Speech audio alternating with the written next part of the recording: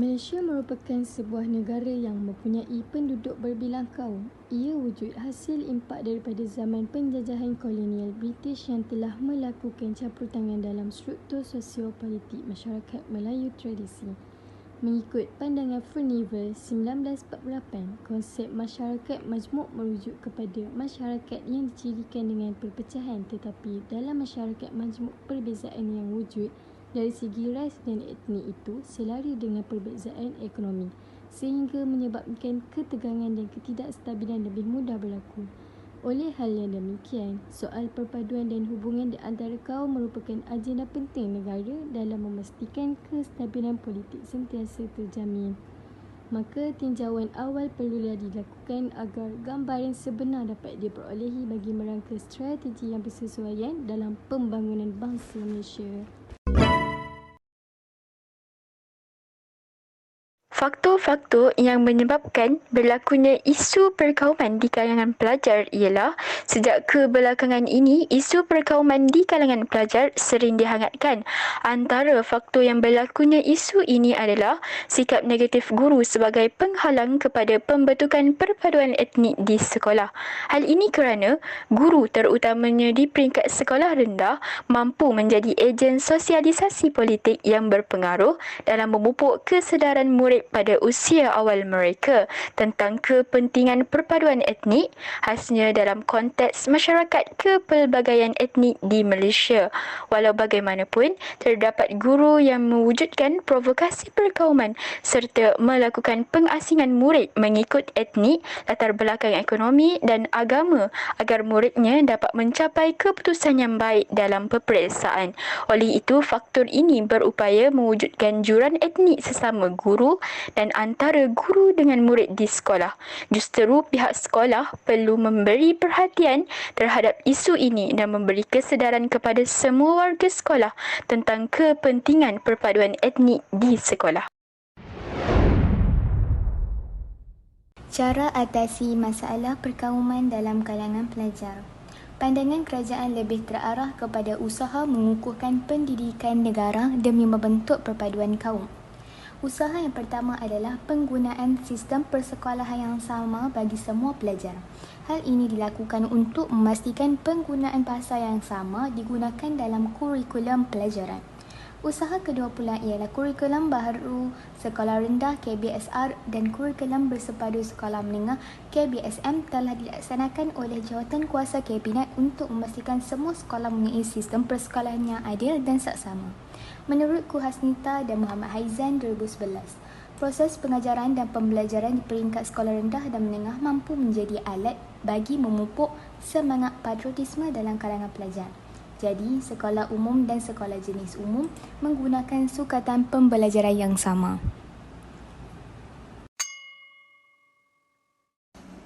Antara kesan menghormati budaya dan adab antara kaum di kalangan pelajar ialah semangat kerjasama antara kaum dapat dibina dalam generasi muda sejak dari awal lagi.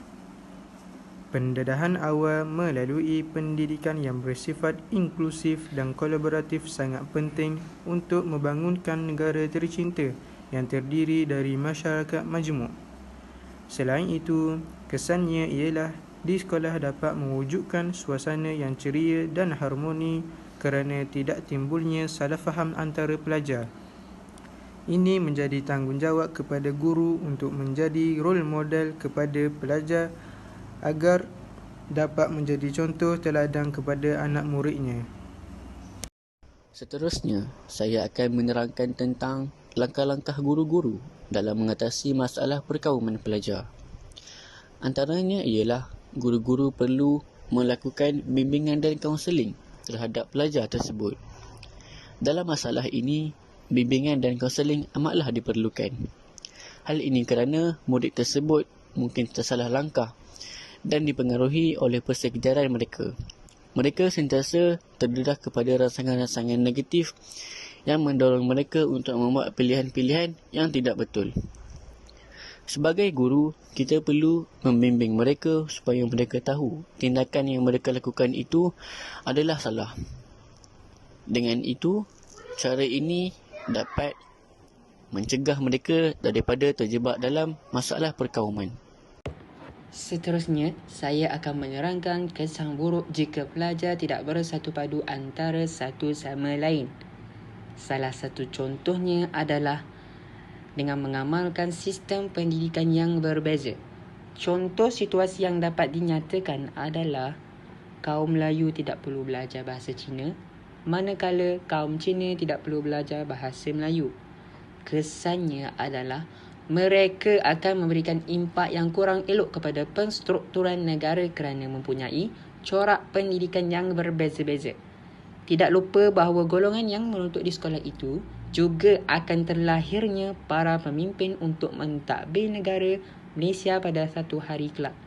Sekiranya pemikiran mereka hanya dididik di etnik mereka sahaja, sudah pasti Malaysia tidak akan berada dalam keadaan yang aman dan damai.